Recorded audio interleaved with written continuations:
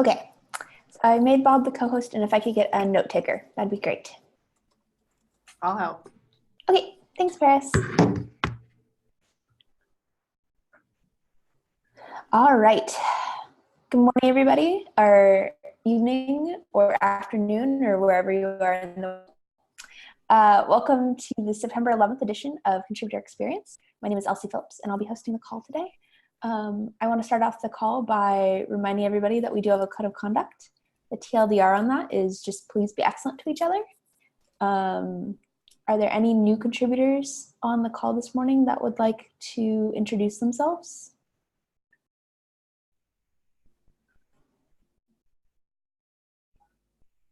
Or just new to our call that would like to introduce themselves?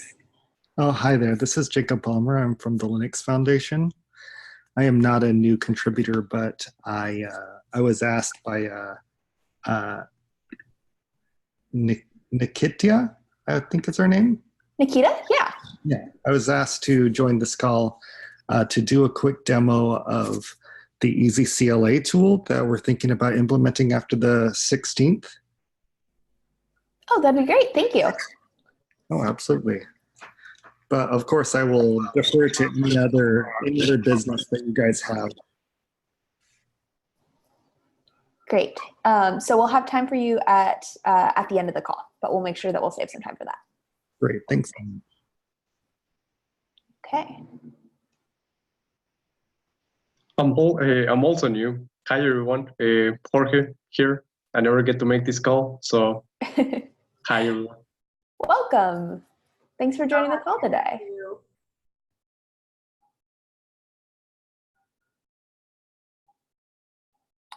Okay, let's get going. So we're going to launch into our regular program updates. And we're going to start with the events subproject.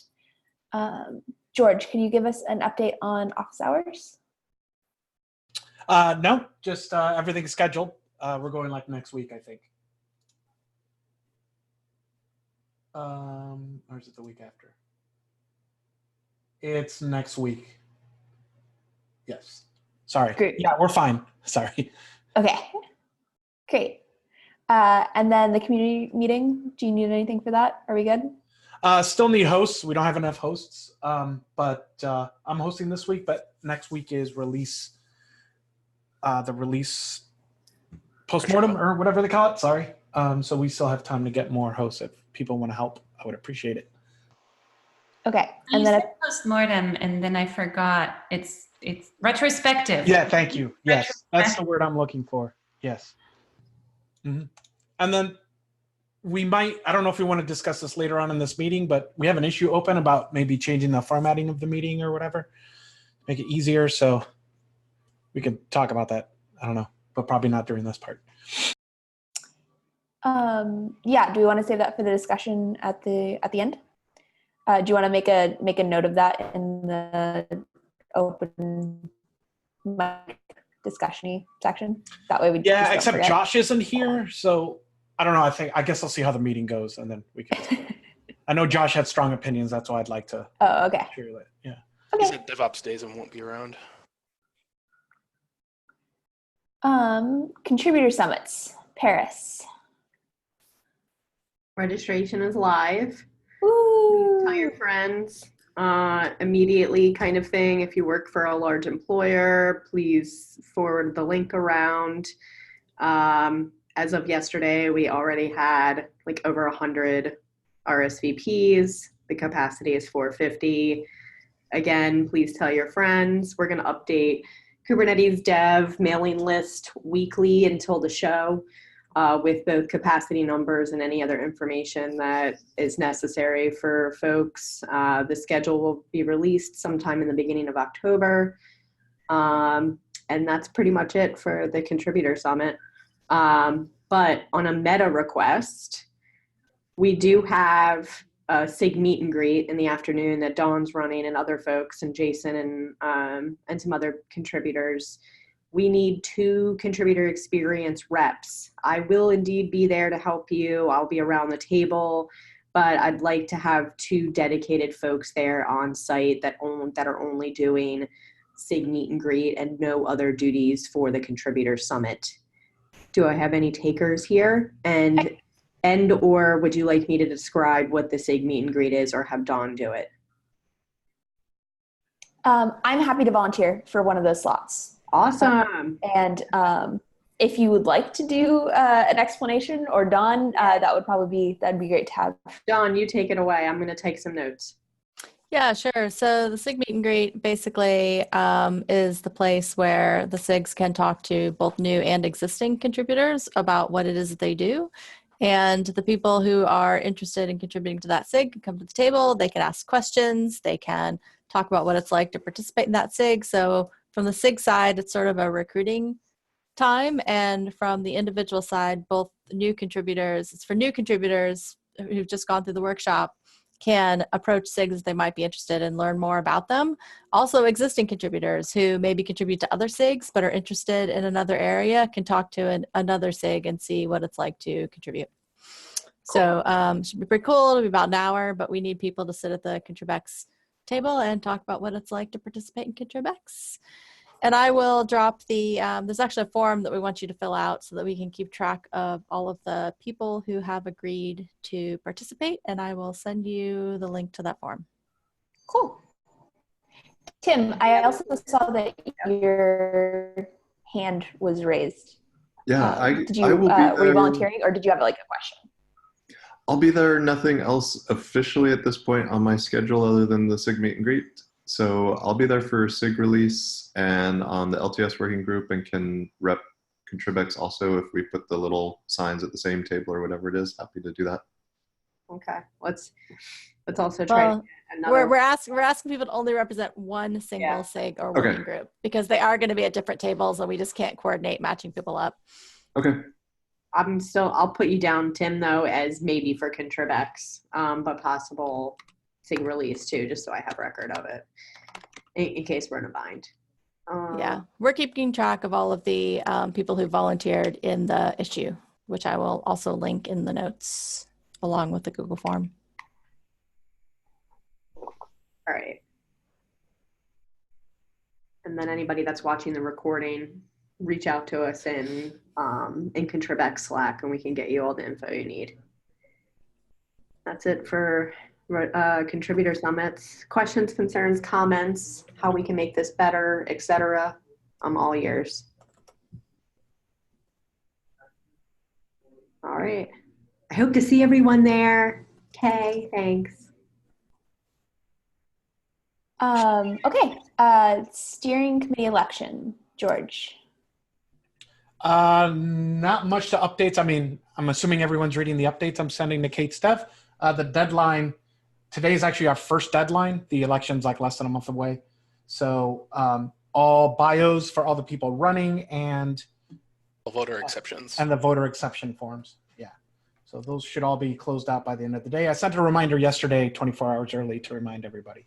So after that, we have about a week for Bob, Ihor, and Brian Grant to match the GitHub names to email addresses, which isn't so bad. And then a week after that, I think, is the election. Anyway, everything's posted to the Kubernetes dev mailing list if you want the timeline and deadlines and all that stuff. Great. Thank you, George. Let's go down into mentoring. Meet our contributors. Paris? I would love to have more folks for, let's see, I think it's October 2nd. Yes, good, I did quote the right date. October 2nd at 7:30 a.m. Hold on a second. There we go. So if this is you, reach out to me or reach out in Slack. Again, for folks who don't know, Meet Our Contributors is an upstream mentoring on demand initiative where we answer fun questions like what's your favorite color and why is my test flagging on live air. It's very awesome. And that's it for Meet Our Contributors. I would love other help as well, like programmatic support. So if that's you too, feel free to jump on board this train and love to have you. For other mentoring initiatives that we have going, we actually are putting in, I need to put in the recs today too, actually, for outreachy interns. One is going to be proposed to do more work on the developer guide, help Marky out. Marky's really stepping up for developer guide stuff as well, where Edouard worked a lot on the re-architecture of the files themselves into structures that make sense for the SIGs that need them. Marky and crew will be focusing a lot on content development of some of the things that we have issues with.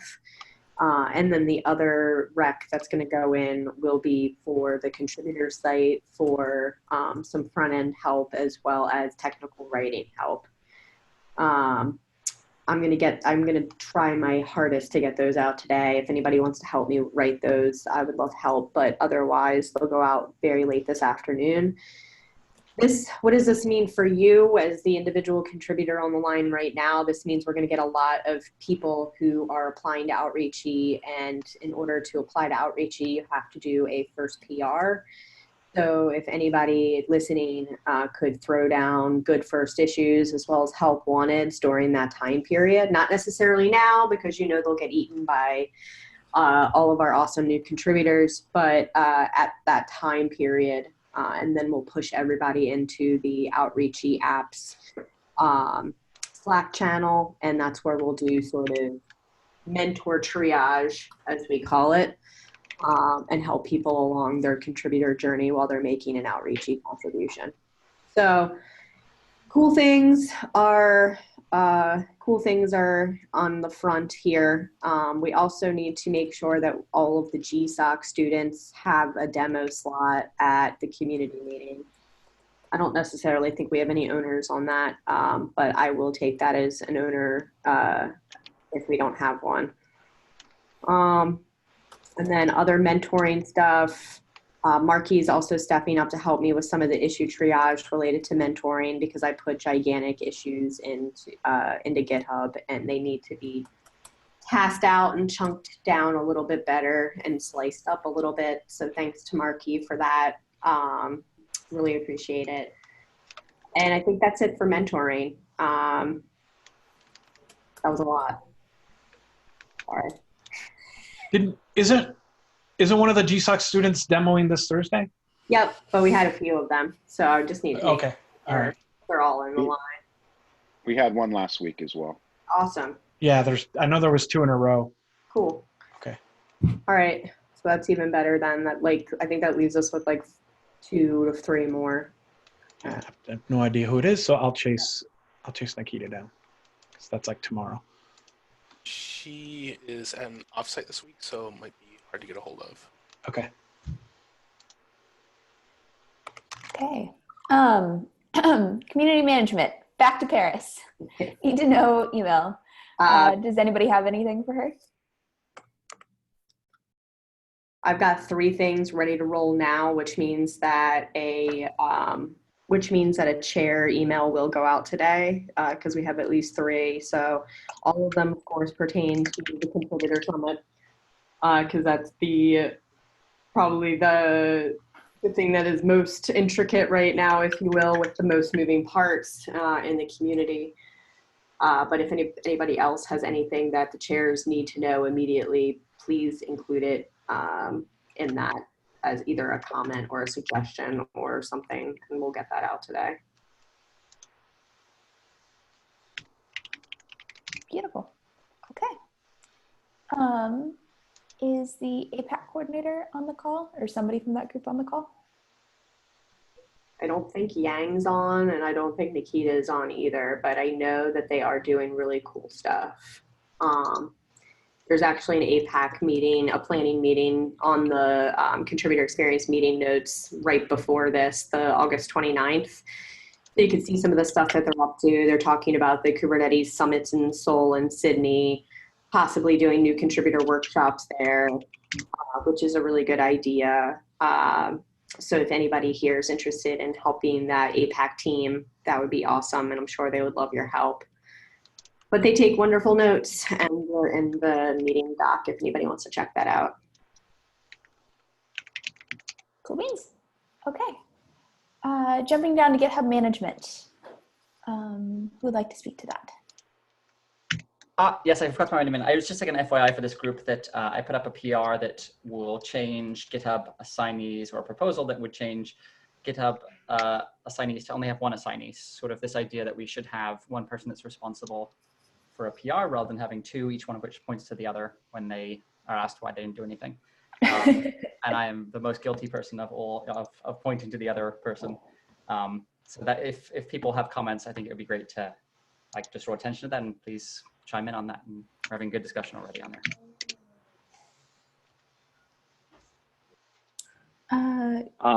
For the sub-project itself, no specific updates. There's like a couple things that are in progress, but the biggest thing that is waiting on me is doing some of the sub-project owner responsibilities to get like an agenda and doc and stuff created for our regular meetings.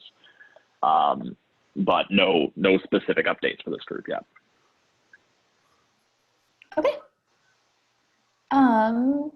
Slack infra. Who would like to speak to that? No real updates there. All right, moving right along then. Finally, contributor documentation. We had our first meeting.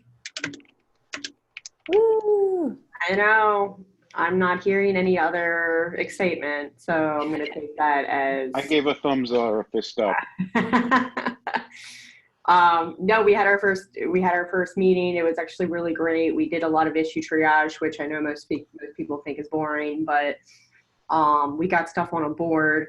Marky ended up we talked about it a little bit in other updates, but Marky ended up taking some of the chunks of like the dev guide triage that we have going on to make sure that we're covered there. And then we did not talk much about the contributor guide or the non-code guide, but we also talked about the contributor site, and we're just waiting for a home page to go through some revisions.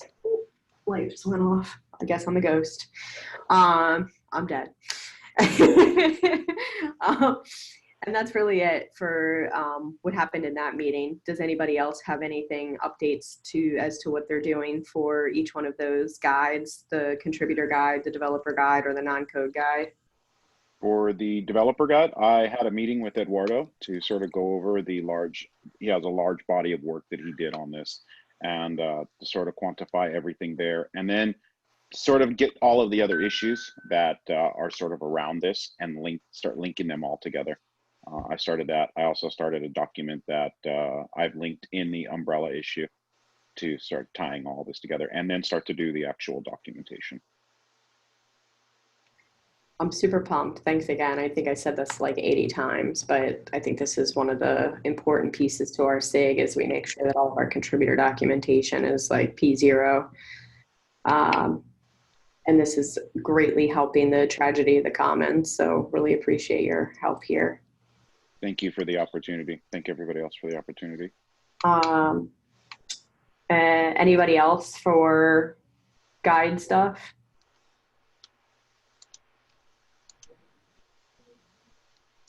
All right. I know Noah and Jonas and folks are out. I'm happy to get pinged to review.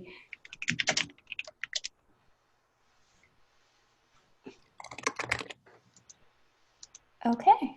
Quick question. Sorry for interrupting, but now that I get a chance, does anyone know what happened to Nick and Jonas with the non-coding contributing stuff?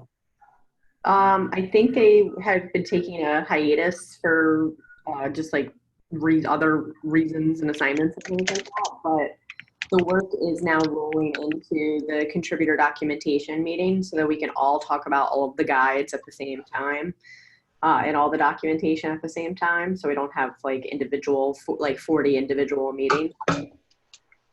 So we can definitely kick up that conversation in the next meeting that we have, if you're interested. Awesome. Thank you so much. Yeah, no, please come help. All right. Let's jump into that demo. If Jacob would like to steer. Yes, you're talking about my demo, right? Yes. All right, let me just share a couple of URLs in our chat window here. So what I've shared are the documents about EasyCLA and also the GitHub location. This is an open source project, so we do accept PRs. If you have any suggestions, you can open up issues and feature requests and so on and so forth. But let me just do a quick demo. This is going to focus on the contributor piece of EasyCLA. And for most of Kubernetes, this is going to be very lightweight. You won't notice much of a change at all. And that's kind of the point. We migrated like 99% of your data. A few people that are brand new might be missing still. I'll do my best to make sure that we get those migrated as well. But let me go ahead and share.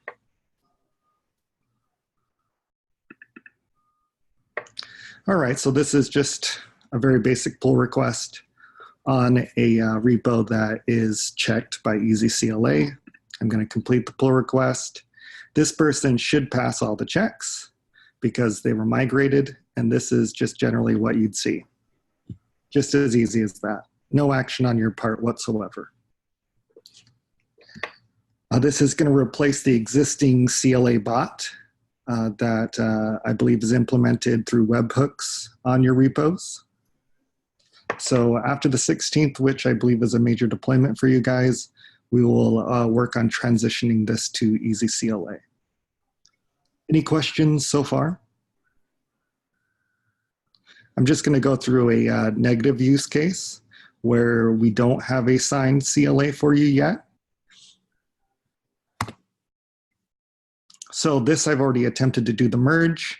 This person is whitelisted by their company, but until you acknowledge, at least initially, that you are associated with that organization, it will mark you as not signed. I'm just going to click on the link here. Hey, Jacob, I think we're missing a window that you're sharing. Like we see your mouse moving, but we're still seeing the successful use case up on the screen. One moment.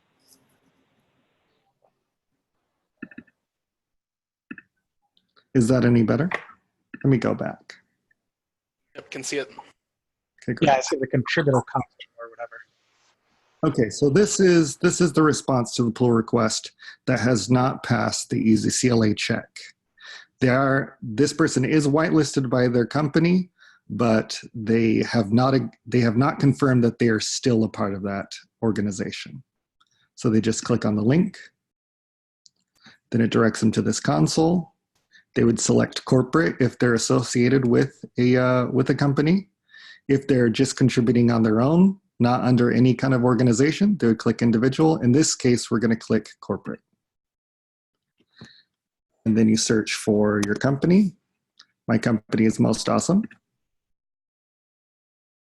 And then I just click the checkbox, continue, and now I will be greenlit in the future. For this specific one, it does require an ICLA on top of your company's CLA, but that will not be the case for Kubernetes. You will not be required to also sign an ICLA. That's just how this particular organization is set up. Do you know if that's going to be consistent across a CNCF or just for Kubernetes for the ICLA bit? So as I understand it, with my conversations with Dan, it's only Kubernetes and gRPC that do a CLA at all. The rest do DCOs. So I guess the answer to your question is yes and no. For the ones that do CLA, it will be consistent across Kubernetes and gRPC. Does that answer your question? Any other questions? Yes, thank you. Now, the big change for us with this is that we wouldn't need to use the check CLA command anymore, right?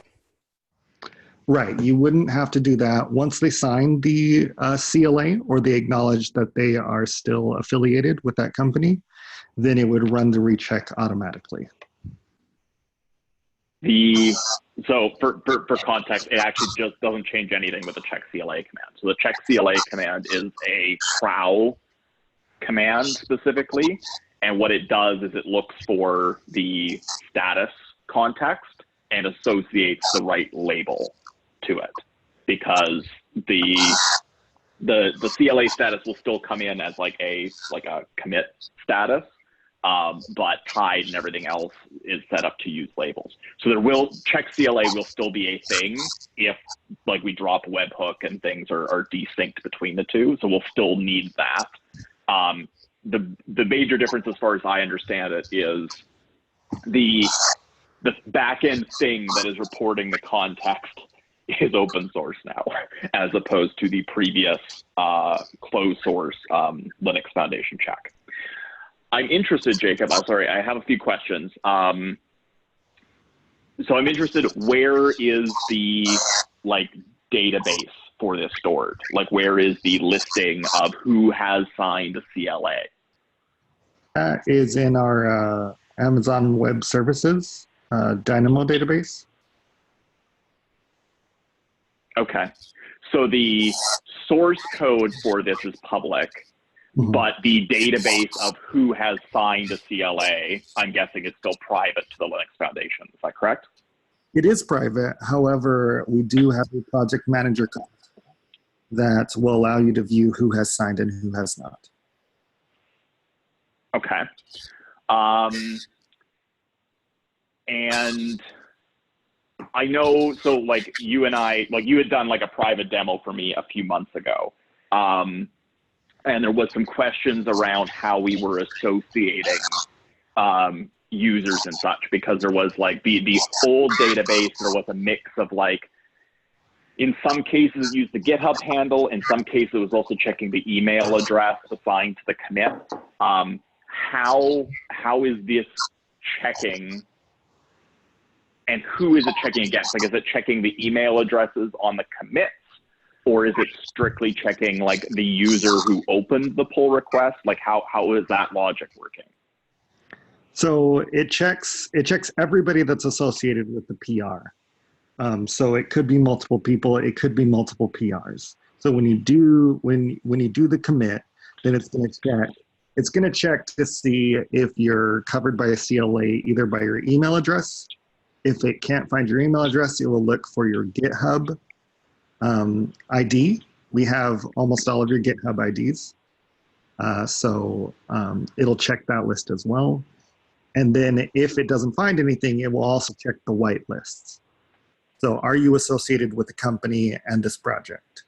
And if it finds a match there, then it will ask you to confirm your affiliation. And once you do, then you will be like associated to that company and be able to commit with that ID in the future. Okay. So two use cases that were like problematic with the old bot that I'm wondering if are already covered, or if these are things that we need to like make feature requests for. One was when we do like large feature branch merges in. So if we have a feature branch that is merging back in, it may have hundreds of commits in it. And these hundreds of commits may be from like dozens of different contributors that have like different email addresses associated with them. Is this, how would this CLA bot handle that use case? Would it go in and check each individual commit for CLA compliance? Right, so I did talk to Dims about this, and he was saying that he was describing the scenario that I believe you just described. And since you guys want to keep the history of every previous commit as you move it and then recommit it somewhere else, it will be checking all of those IDs again. And so there is an open feature request to like just do like an approval workflow to pass all of those previous commits that may or may not be covered by a CLA in the past. Does that answer your question? I mean, it's probably not the answer you wanted, but that is an open feature request. No, I'm absolutely just looking for like what the current state of the world is. So one other question is, we have a number of bots and automation pieces that do that in some cases do commit to a repo, and it has been very like complex, and we've had to in some cases like fake sign CLAs on behalf of bots to get CLA checks to pass. How does whitelisting in this work if we want to say like, hey, this GitHub user and any commits associated with this GitHub user, we just need to like whitelist and pass the CLA because it's a bot? Yeah, so I think we can talk more about that. That use case I haven't talked to anyone about yet, but I don't see why we couldn't accommodate it and make sure that that isn't a problem going forward. Okay, so there's no difference from the current situation today, but that is something that you're open to a feature request for. That's right. Okay.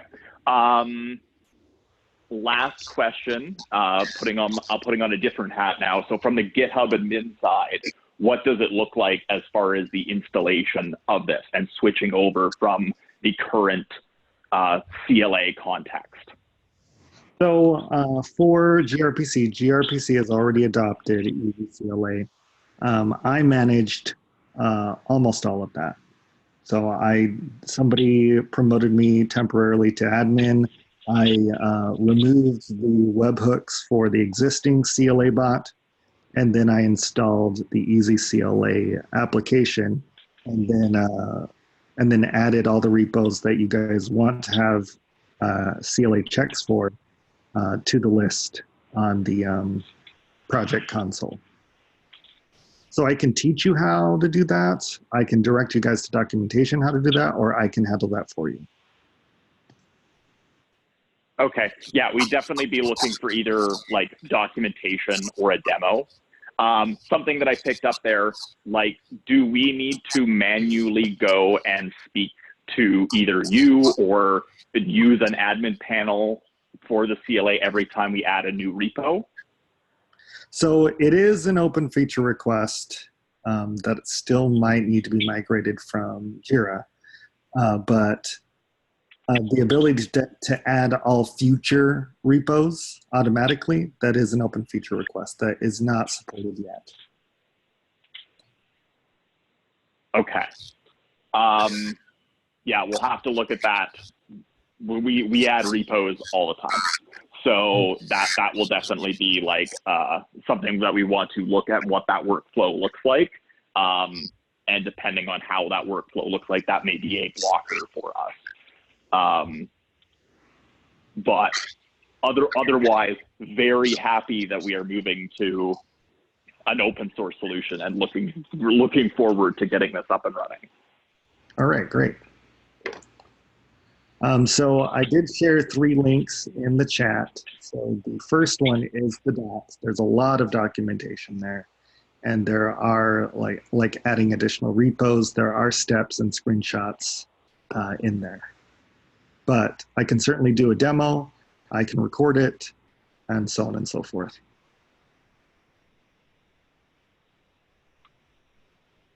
I think George also had a question. Yeah, just a quick one. As far as end user help support and stuff, that's not changing, right? I'm assuming the Linux Foundation help desk and the Yes. email address isn't changing and all that. Okay, awesome. That is essentially all the same. I mean, I think overall Linux has moved to just the support.linuxfoundation.com webpage. I mean, all the email addresses still work, but they're encouraging everybody to use that website. We updated the instructions, so it is log a ticket on there. Okay, great.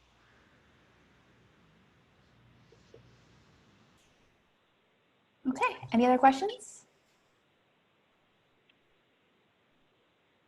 All right. All right. Thank you so much.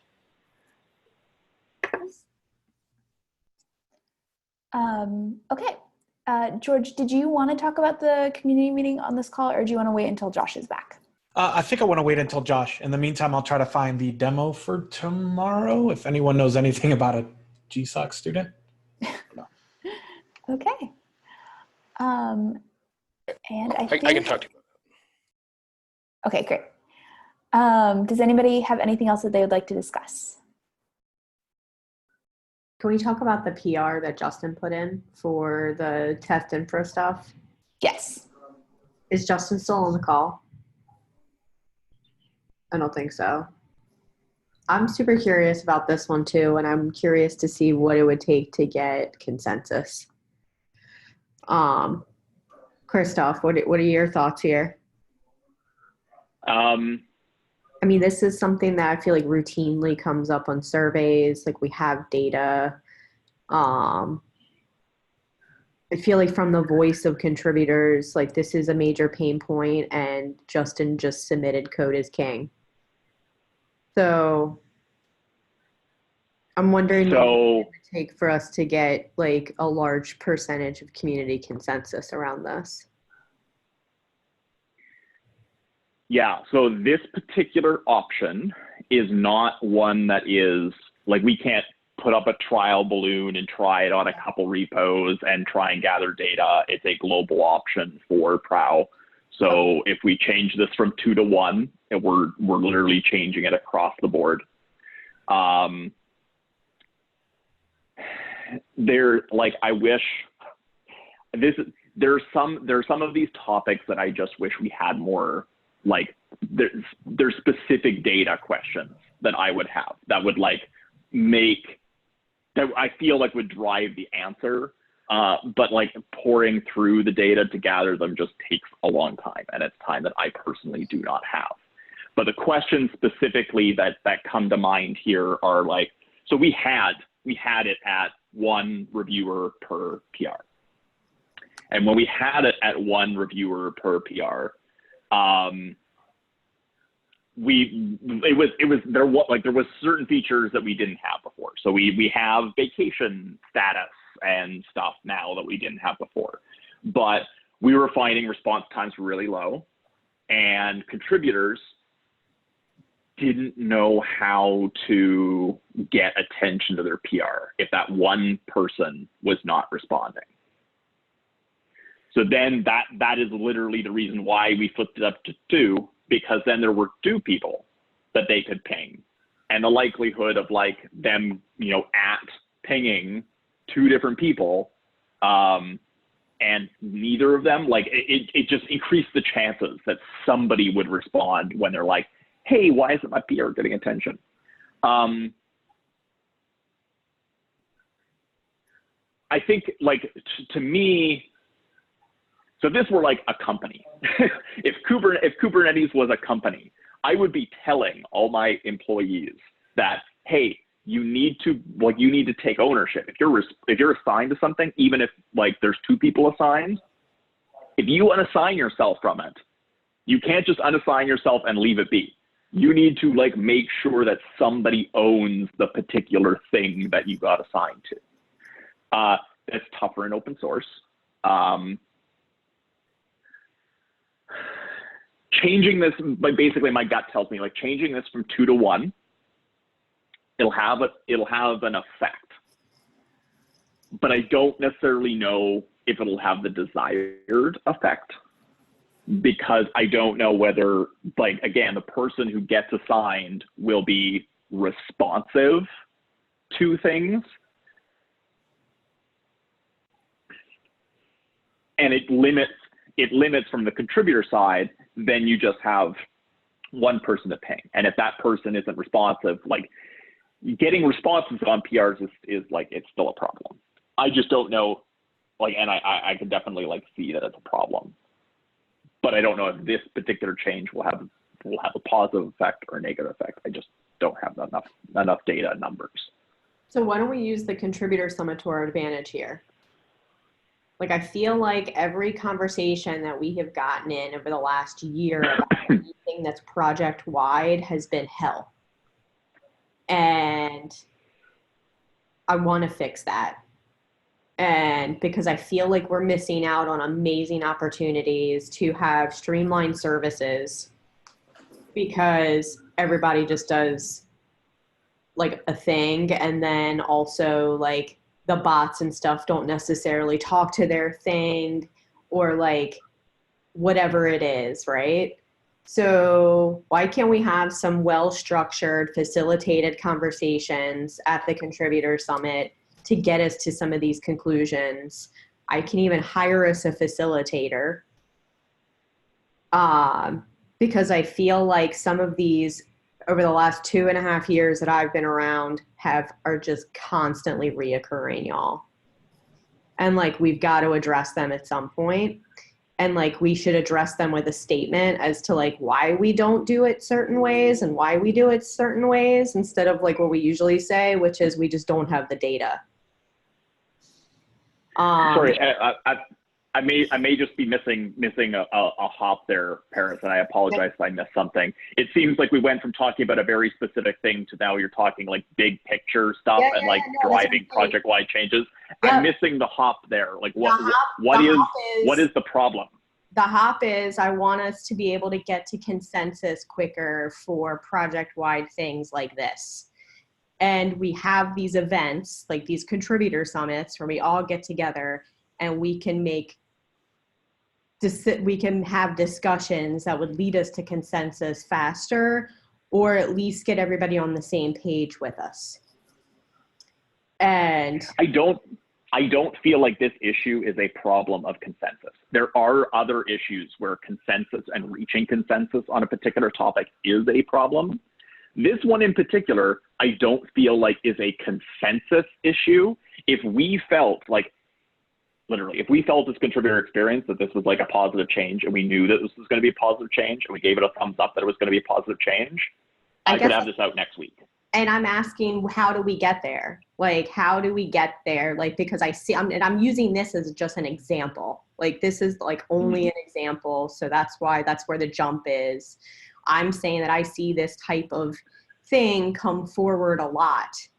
And like, our response is usually, oh, that's a project-wide change. We would need to gather so much consensus. We would need data. Like, we're not sure, et cetera, et cetera. And it's like, how do we get to a decision-making point where we can structure that a little bit better? Like, maybe should we like have a KEP? That kind of thing. We don't, but Paris, I disagree that the thing that this lacks is consensus. But I think the thing that this lacks is data. Like, I literally, if this was just like, if I was King Kristoff and I was wearing a crown and could just make decisions, I literally would not know which decision to make. Do we go with 2 or 1? I don't think like it's a gathering consensus of the body. There are different issues that there are consensus problems around. And one of them that I want to speak to after this, because this is bringing it up in my head, I want to talk about PROW test failure emails. That is a completely different issue where there is a consensus problem. But this particular issue, I think we're just lacking data. What sort of data are you looking for? Exactly. Like, what is our decision-making process? Like, what data are we supposed to look at? Like, what decision makers do we need in the loop? Because I got no problem diving down the data train. Amen. I have no problem hiring people to dive down the data train. So for this particular issue, the data that I would be trying to look for is like, there's 2 ways to approach this. It would either be, number one, do we have a historical reference point of data to look for? In this particular case, we were previously at one reviewer, 1 assignee, and then we switched it up to 2. If we look at the data of that point in time, which was like, God, it's probably like 2 years ago. If we looked at the data at that point in time and see, like, did changing it from 1 to 2 have a positive effect? In particular, the time to first response on a PR. If that improved after that change, then I'd be reluctant to go back to 1. If there was no change or it worsened, then I'd be very open to going from 2 to 1 now. The other way to approach this is like, hey, we don't know what it's going to be like. We don't have enough historical data. So let's change it, run a specific trial period looking for a specific metric and see what changes. For a change like this, we need probably at least a quarter, like a full release worth of data. That's exactly what I was to thinking. get an Yeah, accurate release it sample. too.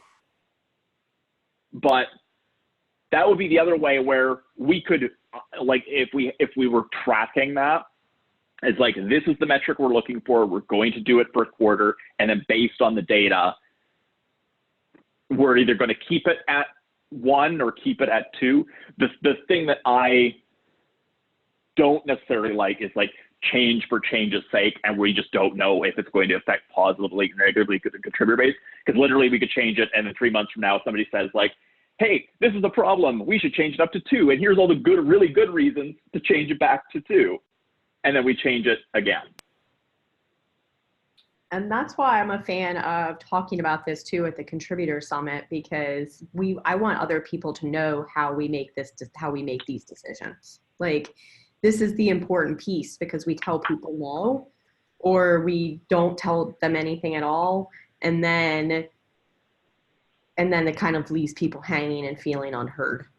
So that's why I feel like if we can at least describe this and describe like what they should come with when they're making this kind of a suggested change, like historical data, etc., I feel like that would make our lives a little bit easier. And like even getting this information up front, if you will. Yeah.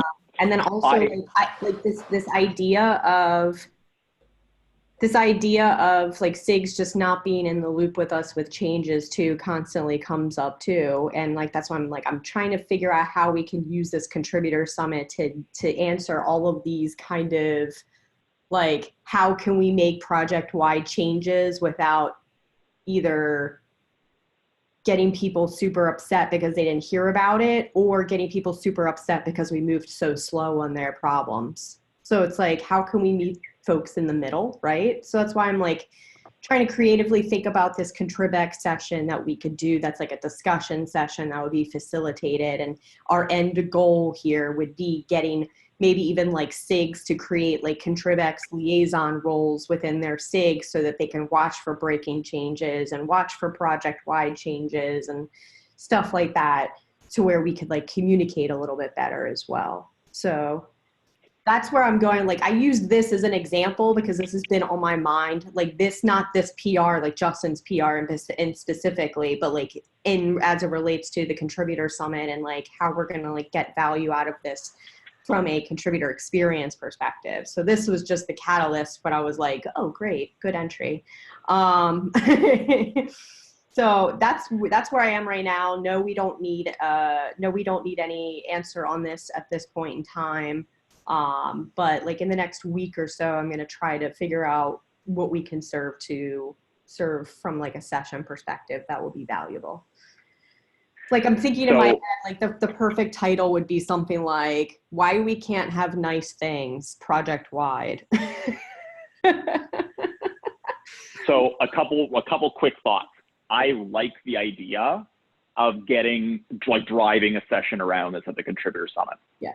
The one major concern that I have that will change it from being a useful session to a not useful session is we did something similar to this in Seattle, and the people in the room were a lot of like new contributors, people without opinions, because the session was co-scheduled at the same time as like network and node and architecture all at the same time. So anybody who actually had an opinion, and the audience that I would really like, the audience that would really be helpful there are people like senior contributors, SIG leads, SIG chairs, like that group of folks that's all like spread far and wide at that point in time. Like but those are the people whose like opinions, like I need to be able to go and like in that context go to like SIG node and be like, hey, SIG node, what can we do to help you be more responsive? How can we make the bots help you be more responsive to PRs? Like, and drive those kind of conversations with the right people in the room. Because we don't have the right people in the room, it won't be helpful. Yeah. The other thing that's been on my mind, and like I know we're running out of time, but I wanted to briefly bring up. So there was like there was a couple discussions at a couple different forums. There was on Slack and on Twitter about PROW test failure emails. And that is an issue, for example, we lack consensus on. Some people really like them and they're critical to their workflow. Others hate them with a passion. And there are good arguments on either side for something like that. What I want to do, and like the kind of the next step there for me, I would like to hear feedback at the contributor summit, but I also have some questions I want to get onto the contributor survey. And I need to make a point of writing those questions ASAP so we can get them onto the survey. But I replied on that survey issue last week. They're like, hey, there's some specific questions that I want to craft on that survey about how people are interacting with their automation. Because then I can take that data as like an authoritative mandate to be like, okay, so the people who replied said this. And if you didn't reply, too bad, so sad. I can't take your opinion into effect because you didn't use your opportunity to actually make your voice heard. This is what the people want. So let's drive some changes forward in that direction. Yeah, that was actually going to be my next discussion point as well. I wanted to see if we could do a quick whatever minutes we have left and work on the contributor survey. Did anybody have any other discussions for today? If not, I wanted to move quickly into a short discussion, and then we can move it to another time too, but short discussion about the contributor survey. I did throw some data about the time to first engagement. The second one, yeah, that one's a little bit easier to read, the one with the quarters. So Christoph, I don't know if that gives you some data that you were interested in. It doesn't look like there was much change a couple of years ago, but I don't know exactly when you made the change. Yeah, I'm interested now to go and look that up, like when that change was introduced and see, but you're right.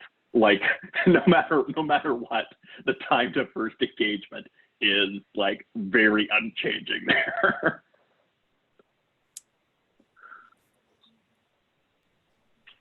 All right.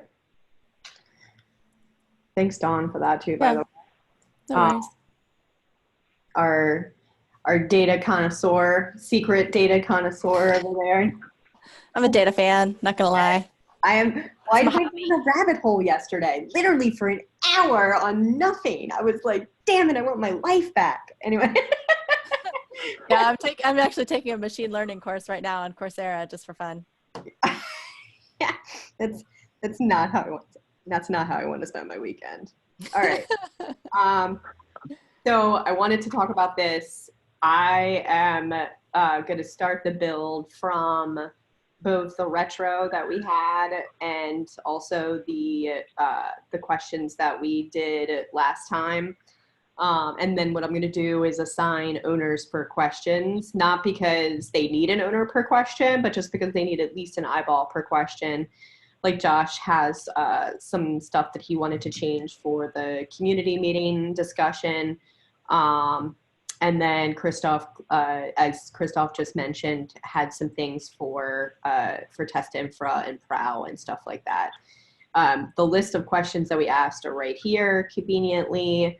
The full question list is right here. I'd imagine that, so we had 32 questions. I'm going to try to get it down to less than 25 this time.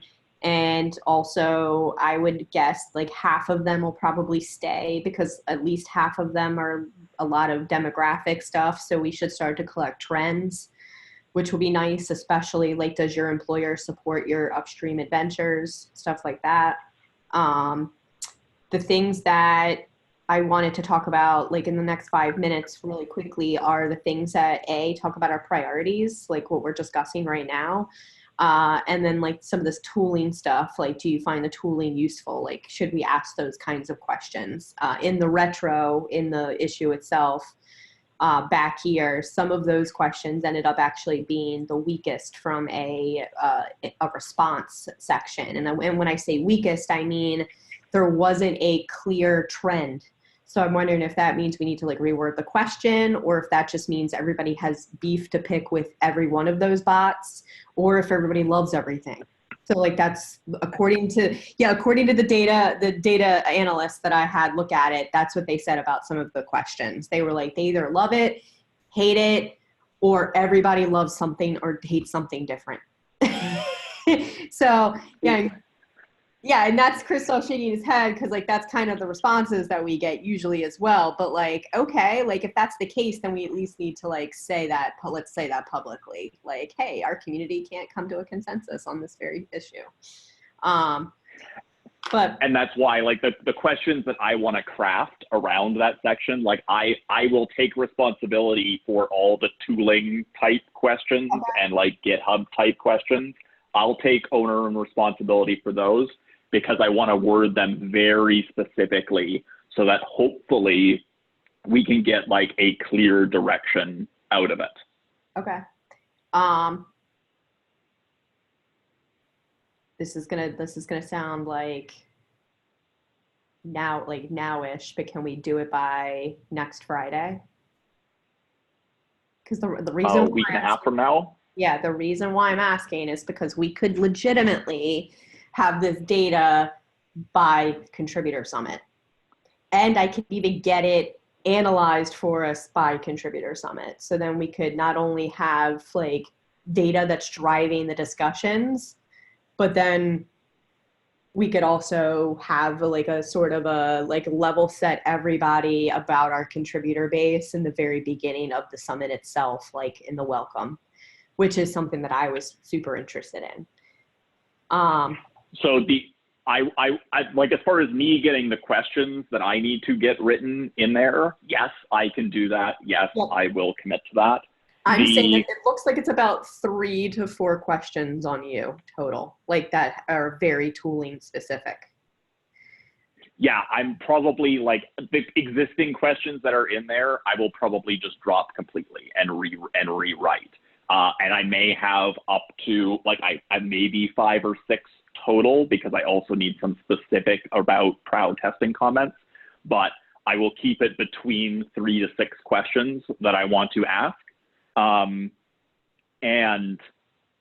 the one concern that I was going to bring up was we as in Contribex should make sure that we are coordinating very specifically with the elections team, that our communication, that we at least think about how the communications go out. Like, will there be any overlap between the two, like the election period and this?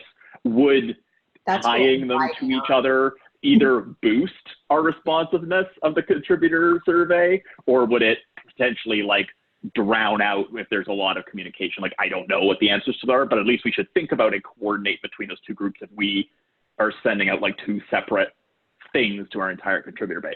We have the last 2 times, and that's why I ride that on that purpose, because there's the most contributors looking at the dev mailing list at that time. So the last 2 times we have ridden that and increased our response rate by over 85% each time. So yeah, no, I ride. This is the high time for contributor news. Like, I'm all over this eyeball stuff. So my PR brain's on it.